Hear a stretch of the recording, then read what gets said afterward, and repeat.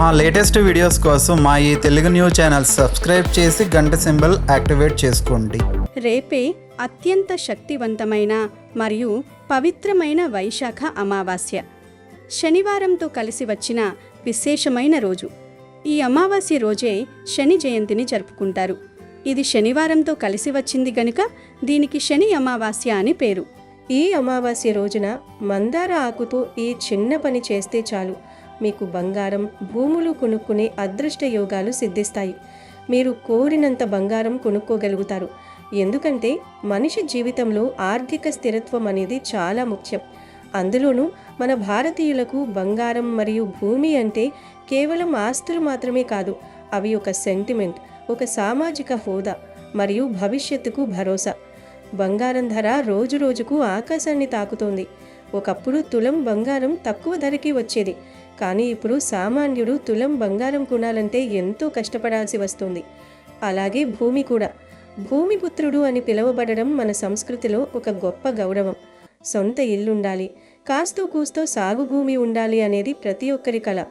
ఈ రోజుల్లో భూమి విలువ బంగారం కంటే వేగంగా పెరుగుతోంది.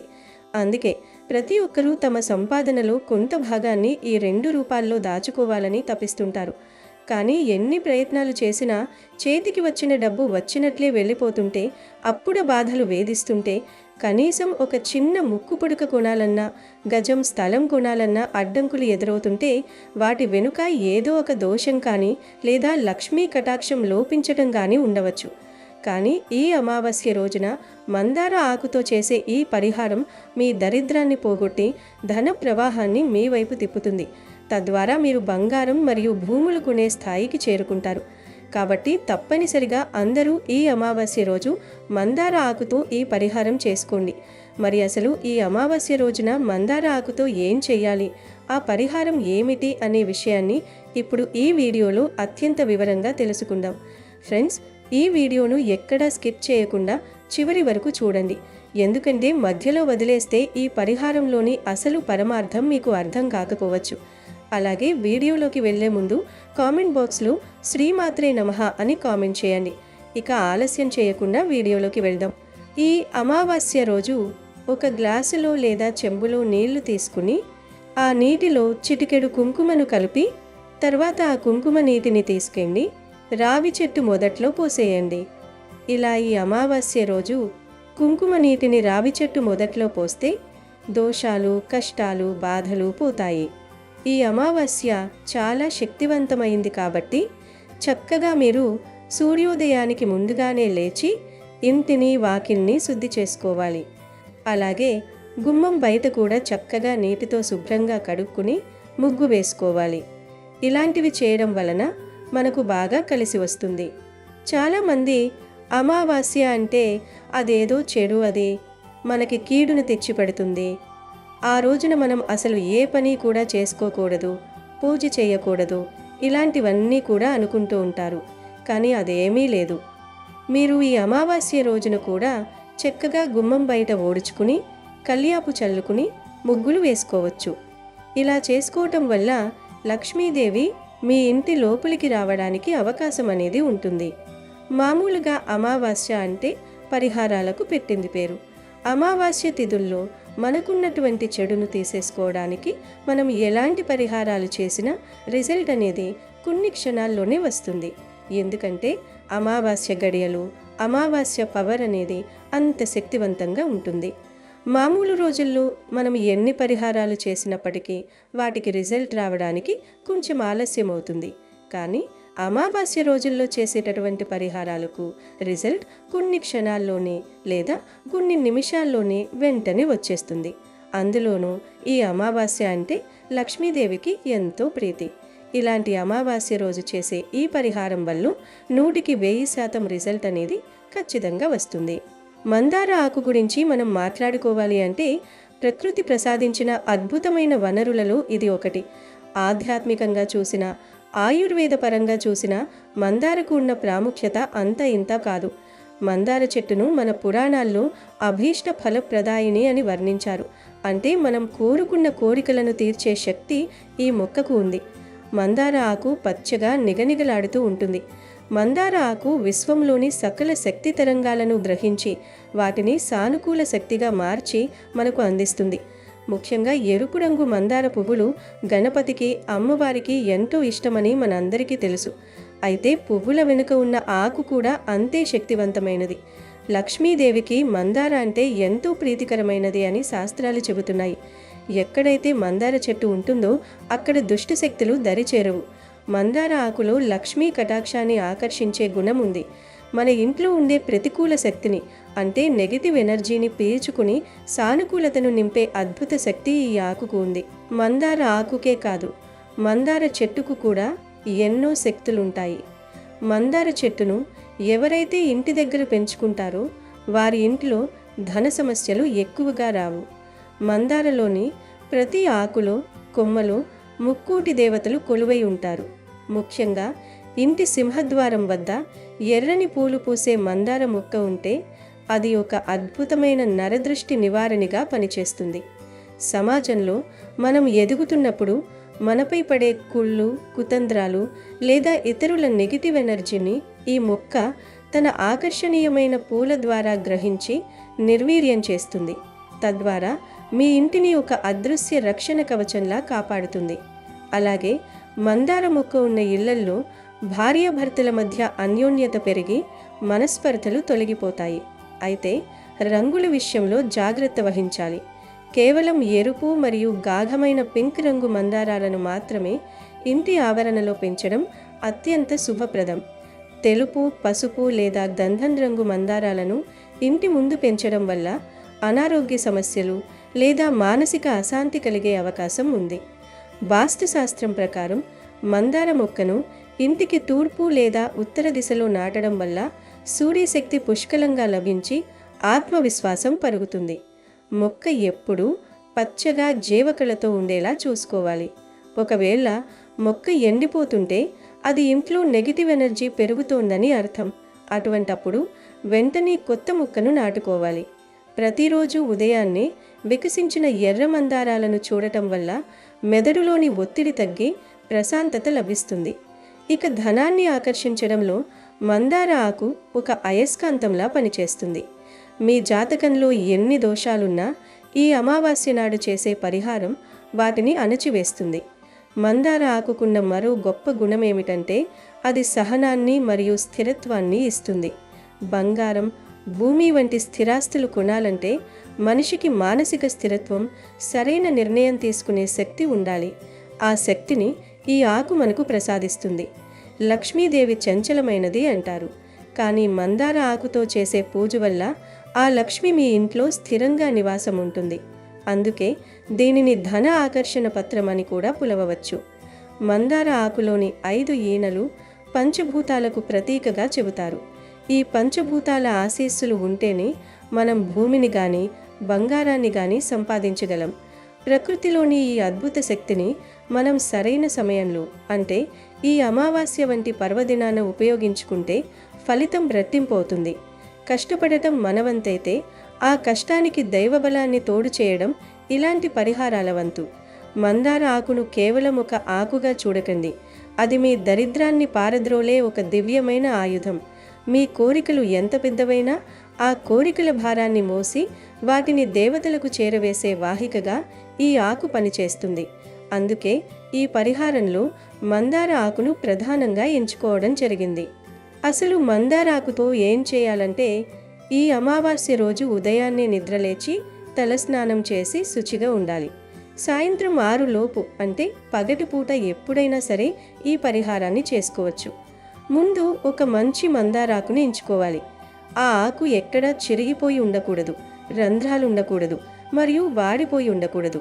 పచ్చగా ఆరోగ్యంగా ఉన్న ఒక ఆకును చెట్టు నుండి కోసేటప్పుడు ఆ చెట్టుకు నమస్కరించి మీ కోరికను మనసులో అనుకుని కోయండి.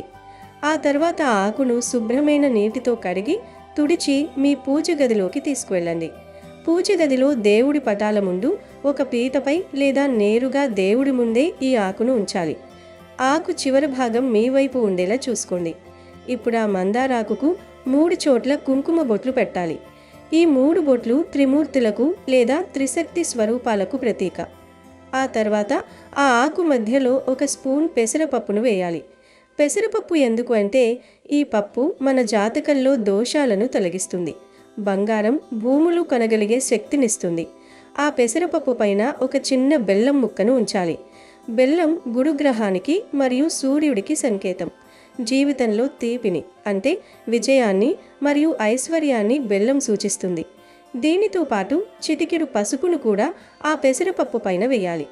పసుపు మంగళకరమైనది మరియు లక్ష్మీ స్వరూపం గనుక ఇలా ఆకుపై పెసరపప్పు, బెల్లం, పసుపు ఉంచిన తర్వాత 2 చేతులు జోడించి దేవుడికి నమస్కరించాలి. మీ మనసులో ఉన్న బలమైన కోరికను అంటే స్వామి, నాకు సొంత భూమి కొనే అవకాశం కల్పించు, మా ఇంట్లో బంగారం వృద్ధి చెందేలా చూడు, మా ఆర్థిక ఇబ్బందులు తొలగించు అని చాలా ఏకాగ్రతతో వేడుకోవాలి. మీ కోరికను ఒక సంకల్పంలా చెప్పుకోవాలి. ఆ తర్వాత ఆ మందారాకును అలాగే 24 గంటల పాటు పూజ గదిలోనే ఉంచాలి. అంటే మీరు ఈ రోజు ఉదయం 8 గంటలకు ఈ పరిహారం చేస్తే మరుసటి రోజు ఉదయం 8 గంటల వరకు అది అక్కడే ఉండాలి. ఆ 24 గంటల సమయంలో ఆ ఆకు విశ్వంలోని ధనశక్తిని ఆకర్షించి మీరు పెట్టిన వస్తువులలో ఆ శక్తిని నిక్షిప్తం చేస్తుంది. 24 గంటలు ముగిసిన తర్వాత స్నానం చేసి దేవుడికి నమస్కరించి ఆ ఆకును నెమ్మదిగా తీసుకోవాలి. ఆ ఆకులోని పెసరపప్పు, బెల్లం మరియు పసుపుతో సహా తీసుకువెళ్ళి ఒక ఆవుకు తినిపించాలి. హిందూ ధర్మంలో ఆవును సాక్షాత్తు మహాలక్ష్మిగా, ముక్కోటి దేవతల నిలయంగా భావిస్తాము. ఆవుకు ఈ పదార్థాలను తినిపించడం వల్ల మీ కోరిక నేరుగా ఆ దేవతలకు చేరుతుంది. ఒకవేళ మీ ప్రాంతంలో ఆవు లభ్యం కాకపోతే కంగారు పడకండి. ఆ ఆకులోని పెసరపప్పును, బెల్లాన్ని పక్షులకు లేదా చిట్టి చీమలకు ఆహారంగా వేయవచ్చు. పక్షులు ఆ గింజలను తిన్నా లేదా చీమలు ఆ బెల్లాన్ని తిన్నా కూడా మీకు అంతే ఫలితం దక్కుతుంది. ప్రకృతిలోని జీవులకు ఆహారం పెట్టడం అనేది ఒక గొప్ప పుణ్యకార్యం. అది మీ ఆర్థిక అడ్డంకులను తొలగిస్తుంది. ఆ ఆకును మాత్రం ఏదైనా చెట్టు మొదట్లో వేసేయండి. ఇలా ఈ చిన్న పనిని అత్యంత భక్తి శ్రద్ధలతో, నమ్మకంతో చేస్తే ఖచ్చితంగా మీకు బంగారం మరియు భూములు కొనే యోగం పడుతుంది. ఇది చాలామంది అనుభవపూర్వకంగా తెలుసుకున్న పరిహారం. అమావాస్య రోజున ఉండే ఆ ప్రత్యేక శక్తి, మందారాకుకు ఉన్న ఆకర్షణ గుణం, పెసరపప్పు మరియు బెల్లం యొక్క గ్రహ అనుకూలత ఇవన్నీ కలిసి మీ జీవితంలో అద్భుతమైన మార్పులను తీసుకువస్తాయి. మీరు ఎన్ని పూజలు చేసినా ఫలితం కలగడం లేదు అని బాధపడేవారు ఈసారి ఈ చిన్న తంత్రాన్ని పాటించి చూడండి. మీ కష్టార్జితం వృధా కాకుండా అది ఆస్తి రూపంలోకి మారుతుంది. మీ ఇంట్లో లక్ష్మీదేవి తాండవిస్తుంది. ఈ అమావాస్య మీకు ఒక కొత్త వెలుగును, ఐశ్వర్యాన్ని ప్రసాదిస్తుంది. ఈ పరిహారం చేసేటప్పుడు కొన్ని విషయాలు గుర్తుంచుకోవాలి. మీ మనసులో ఎటువంటి ప్రతికూల ఆలోచనలు ఉండకూడదు. ఇది చేస్తే నిజంగా జరుగుతుందా అని అనుమానం ఉండకూడదు. పూర్తి నమ్మకంతో చేసినప్పుడే విశ్వం మనకు సహకరిస్తుంది. ఈ అమావాస్య రోజున మీరు చేసే ఈ చిన్న ప్రయత్నం మీ తరతరాల దారిద్ర్యాన్ని పోగొట్టే శక్తిని కలిగి ఉంది. బంగారం కొంటే అది కేవలం అలంకారం కాదు, అది మీ ఆపదలో ఆదుకునే నిధి. భూమి కొంటే అది మీ పిల్లలకు మీరిచ్చే గొప్ప ఆస్తి. ఈ రెండింటినీ పొందే అర్హత మీకుంది అని నమ్మండి. ఆ నమ్మకమే మిమ్మల్ని ముందుకు నడిపిస్తుంది. ఈ మొత్తం ప్రక్రియలో మీ నిబద్ధత మరియు క్రమశిక్షణ చాలా ముఖ్యం. అమావాస్య అనేది ముగింపు కాదు, అదొక కొత్త ప్రారంభానికి సంకేతం. చీకటి తర్వాత వెలుగు వచ్చినట్లు మీ సమస్యల చీకటి తొలగిపోయి ధనకనక వస్తువాహనాలతో మీ ఇల్లు కలకలలాడుతుంది. మందార ఆకు యొక్క ఆ పచ్చదనం మీ జీవితంలో ఎప్పుడూ పచ్చగానే ఉండాలని, మీరు తలపెట్టిన ప్రతి కార్యం దిగ్విజయంగా పూర్తి కావాలని కోరుకుంటున్నాను. మరిన్ని ఇలాంటి ఆధ్యాత్మిక మరియు జ్యోతిష్య సంబంధిత విషయాల కోసం మా ఛానల్ని ఫాలో అవుతూ ఉండండి. ఇక ఎంతో శక్తివంతమైన ఈ వైశాఖ అమావాస్య రోజు ఇంట్లో ఆడవారు పొరపాటున కూడా పప్పును వండకూడదు. ఈరోజు పప్పును ఏ రూపంలోనూ కూడా తినకూడదు. పప్పు అంటే కందిపప్పు, పెసరపప్పు, ఎర్రపప్పు, శనగపప్పు ఇలా ఏ పప్పును తినకూడదు. పప్పు రూపంలో కావచ్చు, పప్పు చారు రూపంలో కావచ్చు, లేదా సాంబారు రూపంలో కావచ్చు, ఇడ్లీలోకి పుట్నాల చట్నీ రూపంలో కావచ్చు, ఏ రూపంలోనూ కూడా పప్పును తినకూడదు. కాబట్టి ఆడవారు ఈరోజు పప్పును వండకుండా జాగ్రత్త పడండి. ఎందుకంటే ఆడవారు ఏ కూర వండితే ఇంట్లో వారందరూ కూడా ఆ కూరే తినేస్తారు. మీరు వండకుండా ఉంటే ఎవరూ తినరు. కనుక ఈ కూర వండకుండా జాగ్రత్త పడండి. కాదని ఈరోజు పప్పు తింటే మాత్రం అప్పుల పాలైపోతారు. అనారోగ్యాల బారిన పడతారు. మన పెద్దలు ఇవన్నీ మన మంచికే చెప్పారు గనుక ఈరోజు పప్పును ఏ రూపంలోనూ కూడా తినవద్దు, ఇంట్లో వండవద్దు. పప్పుతో పాటు ఈరోజు నాన్ వెజ్ కూడా తినకూడదు. నాన్ వెజ్ అంటే మాంసము, చేపలు, గవ్వలు, పీతలు, రొయ్యలు, నత్తలు ఇవేమీ కూడా తినకూడదు. పప్పు, నాన్ వెజ్ ఈ 2 కూరలను ఈరోజు ఎవరూ తినవద్దు, వండవద్దు. కాదని తిన్నా వండినా కష్టాల పాలవుతారు. ఈ అమావాస్య రోజు తెలియక ఈ కూరలను తింటే అష్ట కష్టాలు ఎదురవుతాయి, దరిద్రం పడుతుంది, చేతిలో ధనం నిలవదు. కాబట్టి అందరూ కూడా ఈ వైశాఖ అమావాస్య రోజు ఈ కూరలను తినకుండా ఈ ఆహార నియమాలను పాటించండి, జాగ్రత్తగా ఉండండి. ఈరోజు ఇంటి దగ్గరకు కాకులు వస్తే పొరపాటును కూడా వాటిని ఇంటి దగ్గర నుండి తోలకూడదు. అలా తోలితే పెద్ద దోషం తగులుతుంది. ఈ అమావాస్య రోజు మీరు పూజలు, పరిహారాలు ఏమీ చేయకపోయినా పర్వాలేదు. కానీ ఇంటి దగ్గరకు కాకులు వస్తే వాటికి ఏదో ఒక ఆహారం వేయండి. అంటే అన్నము, గింజలు, స్నాక్స్ ఇలా ఏది దొరికితే అది కాకులకు వేయండి. ఎందుకంటే ఈరోజు మీ ఇంటి పెద్దలు అంటే పితృదేవతలు కాకుల రూపంలో మీ ఇంటికి వస్తారు. అలా వచ్చిన వారికి ఏదో ఒక ఆహారం వేస్తే వారు ఎంతో సంతృప్తిపడి మిమ్మల్ని, మీ కుటుంబాన్ని దీవించి వెళ్తారు. అలా కాకుండా మీరు వచ్చిన కాకుల్ని తోలేస్తే వారికి కోపం వచ్చి మిమ్మల్ని శపిస్తారు. కనుక ఈ విషయాన్ని అందరూ కూడా గుర్తుపెట్టుకోండి. ఈరోజు మీ ఇంటి దగ్గరకు కాకులు వస్తే వాటిని తోలకుండా వాటికి ఏదో ఒక ఆహారం పెట్టి పంపండి. వైశాఖ అమావాస్య రోజే శని జయంతిని జరుపుకోవటం ఆనవాయితీ. శనిదేవుడు నవగ్రహాలలో అత్యంత సున్నిత మనస్కుడు, పరమ భాగవతోత్తముడు. జీవుల కర్మఫలాన్ని అనుసరించి వారికి ఫలాన్ని ప్రాప్తింపజేస్తాడు. శని భగవంతుణ్ణి ప్రసన్నం చేసుకుంటే ఎటువంటి బాధలు, భయాలు ఉండవు. శని భగవంతుణ్ణి ప్రసన్నం చేసుకోవటం తేలికైన విషయమే. ఈరోజు నువ్వుల నూనె నల్లని వస్త్రంలో ఉంచి దానం చేస్తే శని దోషాలు తొలగిపోతాయి. ఈరోజు వీలైన వారు శివార్చన లేదా శివుడికి అభిషేకం తామే స్వయంగా చేస్తే మంచిది. శని దోషాలు తగ్గుతాయి. ఇక ఈరోజు శనిగ్రహ స్థాన దోషాల వలన బాధపడేవారు నీలాంజన సమాభాసం, రవిపుత్రం యమాగ్రజం, ఛాయా మార్తాండ సంభూతం తం నమామి శనీశ్చరం అనే స్తోత్రాన్ని వీలైనన్ని ఎక్కువసార్లు పఠిస్తే మంచిది. ఈ రోజంతా వీలైనంత వరకు ఏ పని చేస్తూ ఉన్నా మౌనంగా ఉంటూ దైవచింతనతో ఉండాలి. అందరిలోనూ, ప్రతి జీవిలోనూ దేవుణ్ణి చూడగలగాలి. ఎవ్వరితోనూ వాదనలకు దిగరాదు. ఆకలితో ఉన్నవారికి, పశుపక్షాది జీవులకు భోజనం పెడితే మంచిది. శని భూలోకపు న్యాయాధిపతి కనుక శని ప్రసన్నం అవ్వాలంటే మీరు ఎన్ని పూజలు చేసినా జీవితంలో కొన్ని మంచి పనులు చేయాలి. శనికి మాతృభక్తి అనేది ఎక్కువ గనుక తల్లిదండ్రులను సంతోషంగా చూసుకోండి. తల్లిదండ్రుల పట్ల గౌరవం కలిగి ఉండాలి. ముఖ్యంగా శని జయంతి రోజు పూజలు చేసినా చేయకపోయినా వ్యవసాయదారులకు, కార్మికులకు మీ వంతు ఏదో ఒక సాయం మాత్రం చేయండి. ఇలాంటి పుణ్యకార్యం ఒక్కటి చేసినా చాలు, శనిదేవుడు నిరంతరం మీకు అనుకూలంగా ఉంటాడు, ఐశ్వర్యాన్ని కలిగిస్తాడు. అలాగే ఈరోజు సాయంత్రం ఆంజనేయ స్వామివారిని పూజించి హనుమాన్ చాలీసా పాటిస్తే శనిదోషాలు తగ్గుతాయి. ఎందుకంటే హనుమని పూజిస్తే శనిదోషాలు తగ్గుతాయని పురాణాలలో ఉంది. ముఖ్యంగా ఈ అద్భుతమైన అమావాస్య రోజున మీకు కుక్క కనిపిస్తే దానికి కొంచెం తీపి పదార్థాన్ని ఆహారంగా పెట్టండి. తీపి పదార్థాలు ఏవైనా పర్వాలేదు. ఒకవేళ అవి దొరకకపోతే కనీసం బిస్కెట్లు లేదా వేరే ఏదైనా ఆహారాన్ని పెట్టండి. ఇలా చేయడం వల్ల మీ ఇంట్లో ఉన్న అనారోగ్య సమస్యలు తొలగిపోతాయి, శని దోషాలు కూడా తొలగిపోతాయి. ఈరోజు కుక్కకి ఆహారం పెట్టడం వల్ల శని దోషాలు, రాహుకేతు దోషాలు కూడా తొలగిపోయి ఆరోగ్యం మెరుగుపడుతుంది. కుక్కకి ఆహారం పెట్టడం అనేది చాలా మంచి విషయం గనుక ఈరోజు తప్పకుండా కుక్కకి ఏదో ఒక ఆహారం పెట్టండి. అమెజాన్లో బెస్ట్ డిస్కౌంట్స్ కోసం వీడియో డిస్క్రిప్షన్లో లింకు ఉంది, చూడండి. అలాగే మా టెలిగ్రామ్ ఛానల్ సబ్స్క్రైబ్ చేసుకోండి.